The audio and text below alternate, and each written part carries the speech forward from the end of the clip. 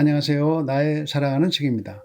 오늘은 C.S. 루이스의 고통의 문제라는 책을 소개합니다. 말 그대로 인간이 왜 고통을 겪어야 하느냐에 대한 책입니다. 오늘은 고통의 문제에서 소론과 하나님의 전능, 하나님의 선함까지의 내용을 요약해 보겠습니다. 루이스는 인간이 왜 고통을 겪는지 이렇게 이야기합니다. 믿음을 갖게 되면 고통은 따라온다. 하나님께서는 그 고통을 통해 우리를 단련시키신다. 하나님께서는 우리를 사랑받을 만한 존재로 바꾸어 가신다고 말합니다. 하나님을 사랑하는 것이 인간의 가장 큰 기쁨이라고 합니다. 하나님을 사랑하는 것이 인간의 존재 목적이라고 합니다. 인간에게 가장 필요한 것은 하나님이라는 이야기입니다. 하늘나라가 실제되지 않는다면 이 말도 굉장히 어렵게만 들릴 것입니다. 루이스는 고통의 문제를 담담하게 설명했지만 실제로 사별의 아픔을 겪은 뒤에는 하나님을 원망하고 하나님께 투정하는 것 같은 글도 썼습니다. 믿음은 실제라는 것을 보여주는 것 같습니다. C.S. 루이스가 쓴 헤아려 본 슬픔에 나오는 글도 일부 나눠보겠습니다. 루이스가 고통의 문제를 쓴 목적부터 읽어보겠습니다. 이 책을 쓴 유일한 목적은 고통이 야기하는 지적인 문제를 해결하는 것임을 덧붙여야겠습니다. 고통을 겪고 있을 때는 많은 지식보다 작은 용기가, 큰 용기보다 적은 인정이, 그리고 이 모든 것보다 하나님의 가장 작은 사랑이 더 도움이 된다는 확신 외에는 독자들에게 줄 것이 없습니다. 1장 소론. 역사상 존재해온 모든 인간은 어떤 종류의 것이든 간에 도덕을 인정합니다. 즉, 일정한 행위들에 대해 해야 한다거나 하지 말아야 한다고 표현하게 되는 경험을 한다는 것입니다. 도덕은 그 추종자들이 지키지 못할 행동을 규정하고 있다는 점에서는 전부 똑같습니다.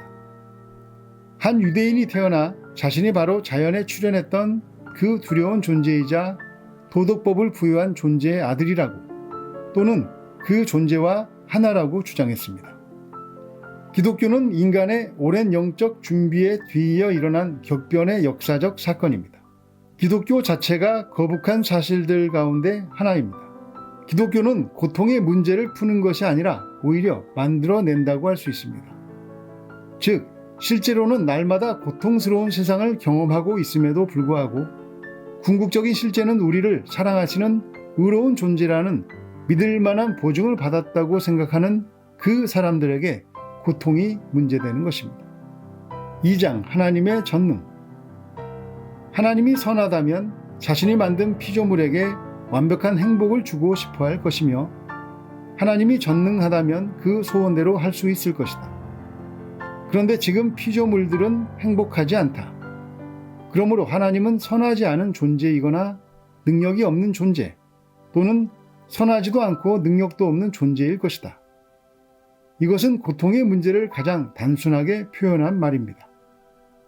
여기에 대답할 수 있으려면 선하다, 전능하다, 행복하다는 말에 여러 가지 뜻이 있다는 사실부터 밝혀내야 합니다. 물론 하나님께 모든 것이 가능하다는 말은 사실입니다.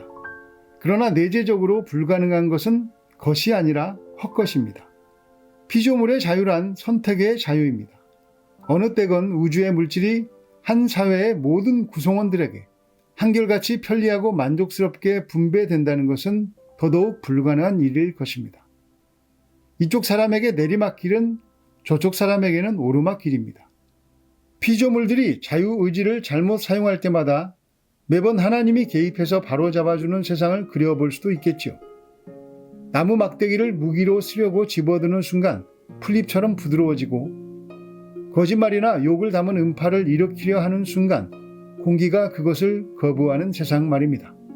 그러나 잘못이라는 것을 저지를 수 없는 그런 세상에서 의지를 자유롭게 행사한다는 것은 그야말로 빈말이 될 것입니다.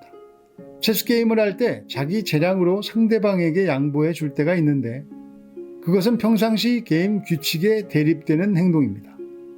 상대방이 잘못 든 수를 물러줄 수 있습니다. 그러나 번번이 상대방의 형편에 맞추어 준다면 게임 자체가 불가능해질 것입니다.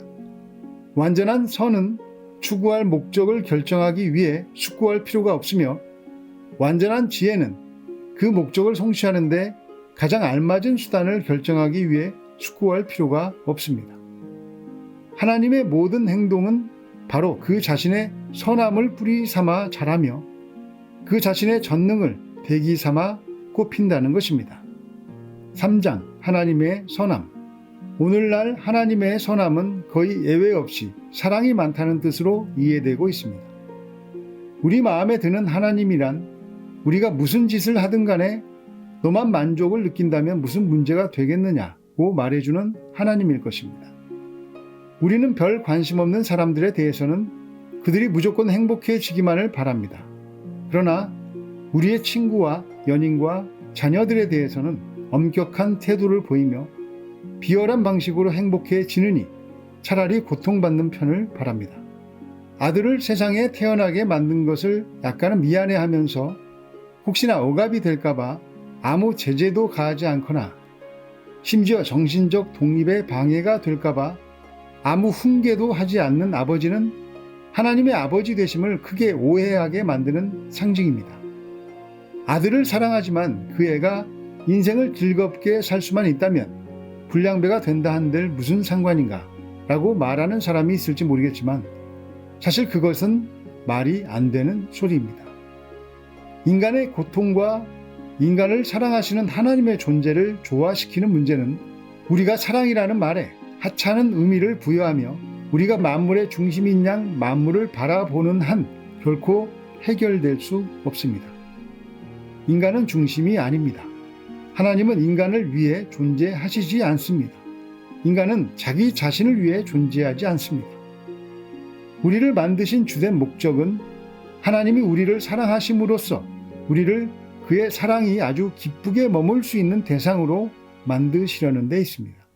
하나님은 하나님이시기 때문에 그의 사랑은 본성상 지금 우리의 인격에 있는 흠들을 저지하고 거부할 수밖에 없으며 그는 이미 우리를 사랑하고 계시기 때문에 우리를 사랑스러운 존재로 만들기 위해 노력하지 않으실 수 없습니다.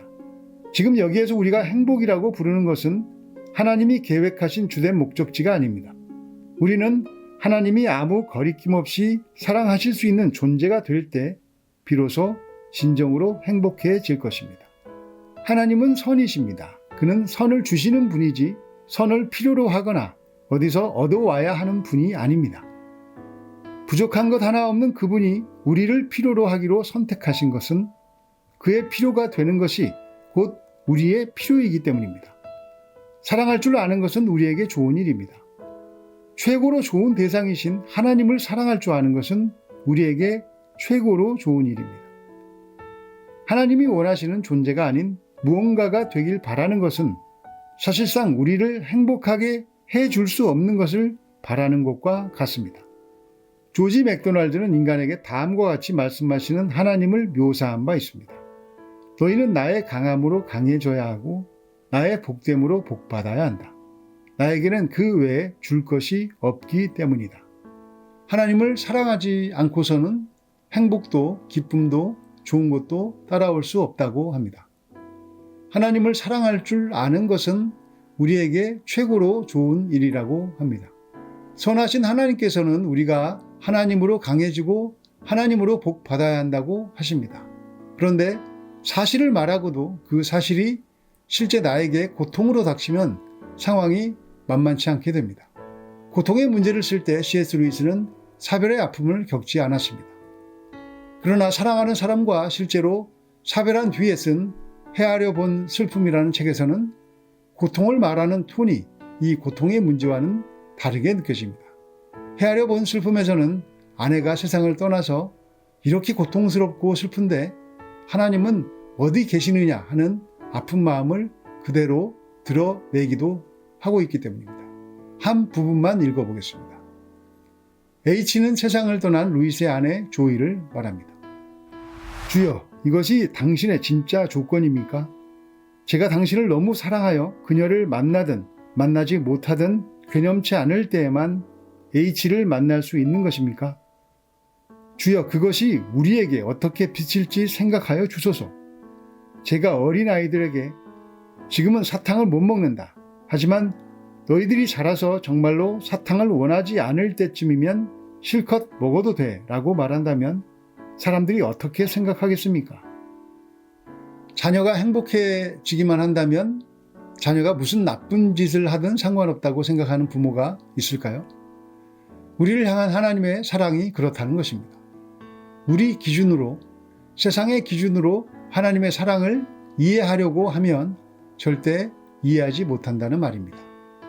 인간은 하나님을 사랑할 때만 자신의 존재를 정확하게 깨닫게 됩니다. 만약 하나님께서 우리의 기도를 모두 다 들어주신다면 세상은 지금보다 훨씬 더 아름다워질까요? 하나님께서 침묵하시는 것도, 큰 벌을 위해 하시는 것도, 우리 생각과 전혀 다른 고통으로 인도하시는 것도 사실은 우리는 이해하지 못하는 하나님의 사랑일 수도 있지 않을까요? 선하신 하나님이 일깨워져서 하나님과 함께하는 것만으로도 너무 충분해서 세상 다른 것을 구하지 않게 되는 충만한 기쁨도 경험하시기를 예수님의 이름으로 축복합니다. 감사합니다.